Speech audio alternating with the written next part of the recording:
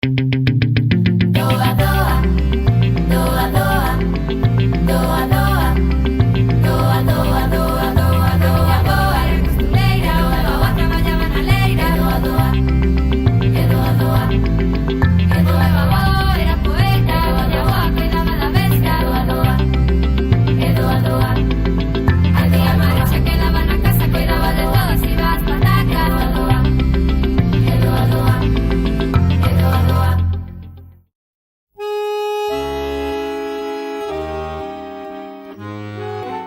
Cando non se podía facelo a agosto, había que facer as Américas, e alá se ía fuxindo da fame porque algo tiñan que facer os que nacían cunha man diante e outra detrás.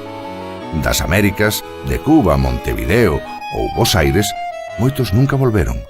As despedidas eran tráxicas como un enterro. Ali quedaron para sempre, na chacarita. Pero se volvías, mellor que viñeras rico, aínda que a maioría non conseguiu saír da modestia. Anos despois fomos a Europa, que construía o seu benestar, e aproveitamos as obras, como agora fan os inmigrantes que veñen a Galicia. A Europa íase e viñase. Non se volvía rico, pero si farto, e, sobre todo, digno.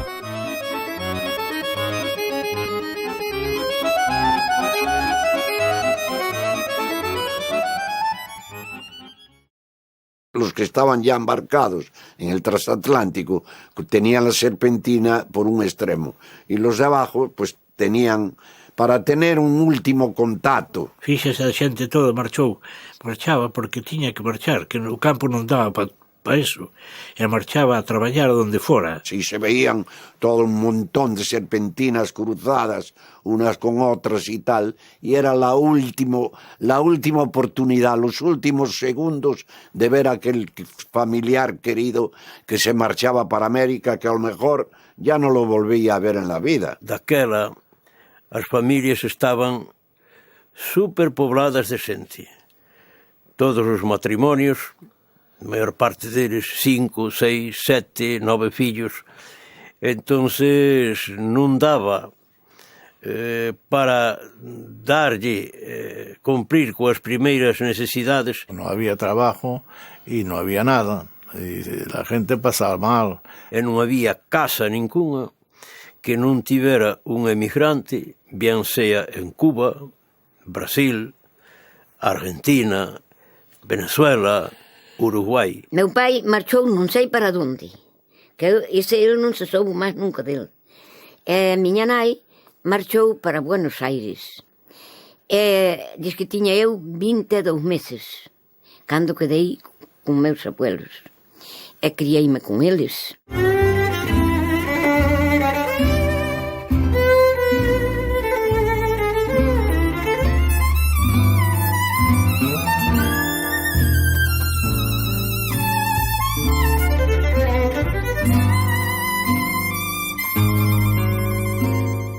Los amigos, la familia, dejaba todo, iba a lo desconocido.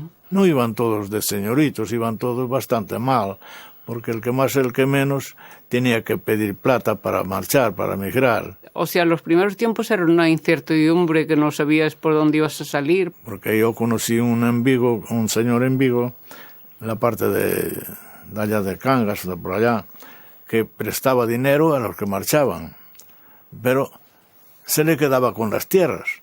Eu tiña un tío en Río de Xaneiro, escribínlle, mandoume un contrato e mandoume o billete do barco pago e no ano 53 collín as marelas e funme instalar ao Brasil. Al llegar allá, claro, había que tener una persona responsable de usted, no era como llegar.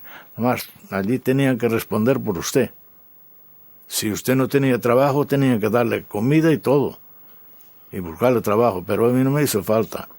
Yo llegué allí, tenía allí una familia, y me llevaron para casa. A idea deles é que íamos a sacar ali o traballo, porque os empresarios preferían empleados de Galicia, ou sea, gallegos, antes que os nativos. Eran apreciados porque allí no había un gallego que llegaba, pues dedicaba a trabajar, no se dedicaba a huelgas, dedicaba siempre a trabajar. Doa, doa, doa, doa, doa, doa, doa, doa, doa, doa.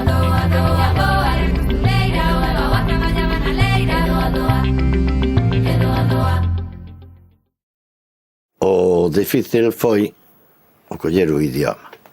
O idioma, pouco difícil, e despois cando íbamos a comprar, por exemplo, pan, poñemos así un montón de calderilla e nunca jamás se llevaron un céntimo de más. En Inglaterra, para decir Vitoria, dices así, ¿no? Pero para decir así, vai a tomar polo saco. Entonces digo ya, señora, usted dalle un ovo solo ás señoras, e tiñalle que dar 2. Tampouco te fixen así dun hostiazo na cara que xa me deixou atontado. Eu coidaba os 2 nenos, facía as labores da casa e coidaba os 2 nenos, que foi donde eu collín o francés, porque eu non sabía papa. E, sin embargo, cos nenos enseñáronme a falar francés. Estaba limpiando nun rincón. Dille o padre Vicente, good morning. E dixo ela, good morning. Porque, claro, tampouco sabía falar. E dixolle el, could you please, por favor, limpias ben Indecona? E dixolle ela, a cona? A cona eu viño con ela moi limpia de España. E marchou correndo xunto ás amigas e dixo, márchome daqui, que o padre Vicente dixome que limpiara a cona. E eu, pero Lola, pero Carmiña, que isto quere dicir Indecona, o rincón.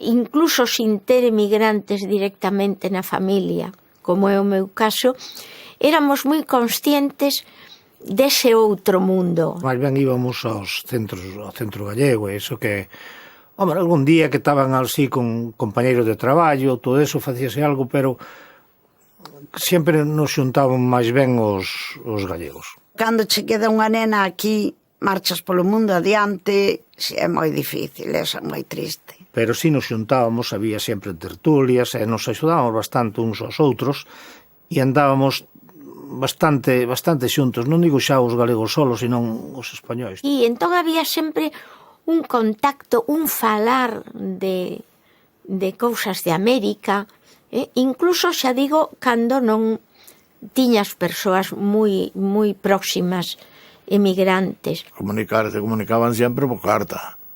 Un teléfono, pero el teléfono xa era máis caro para acá, porque daquella non había teléfono para allá, tampouco, non había teléfono, pero con cartas se comunicaban. Porque tiña familiares en América, que me parece que castíamos casi todo o mundo. Despois xa había emigración para aquí, para Europa tamén, os que emigraban, por un lado e para outro. Era o que se esperaba, e o que se tiña. Por cartas, solamente cartas, non había outra posibilidade de comunicarse. Doa, doa, doa, doa, doa.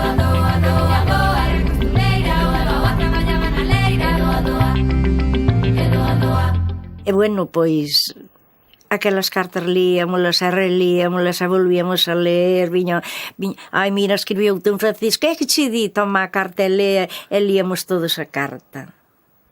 Eso era bonito. Hombre, claro, mandaban cartos. Gracias a eso vivía moita xente no campo, porque se non fora por eles, pero non mandaban moito diñeiro, mandaba algún, mandaban vestidos tamén, roupa. Eu acordo medicamentos, onde estaban en Nueva York, un irmán e unha irmá, e mandaban medicamentos para aquí, non nos debía de haber aquí, daquela. Tanto para así, para a familia, mandaban medicamentos. A veces aparecía un tío da aldea que sempre vestía de negro, aparecía con un traxe blanquiño dos cubanos. Chamaba a atención, claro. A nosa idea non era quedar alá. A nosa idea era volver a nosa terriña. Entonces, pois, chegou o momento que lle digo, ou vamos ou quedamos. E se quedamos, aí enfrente compramos un apartamento e traigo os fillos para aquí. Ela dixo, ai non, marchamos, pois. A xente ali iba a ganar cartos, ou sea, a tratar de ganar uns poucos cartiños, para axudar máis que nada a familia, e logo, pois vir aquí, pois era como se fora ir á mellor festa que había, era vir de vacacións aquí.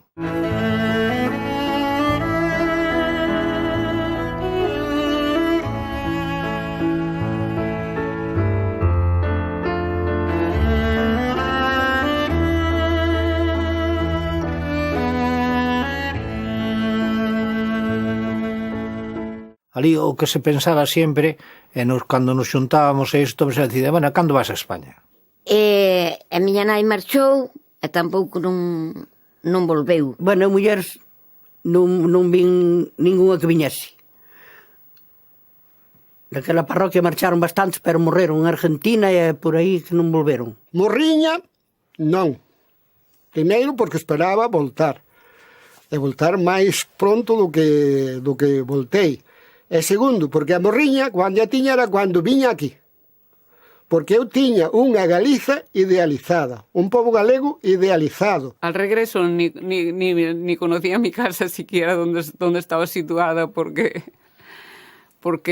pasábamos y como todo era desconocido, o sea, todo casas nuevas, todo bien, todo casas pintadas y calles arregladas. Eso de dejar la tierra, pues es una cosa que siempre lo lamenta uno primero, pero después se va distrayendo y va pasando, ¿no? La tierra siempre llama a uno, siempre llama. Dentro de mi alma te llevo metida, y aunque soy un emigrante, jamás en la vida yo podré olvidarte.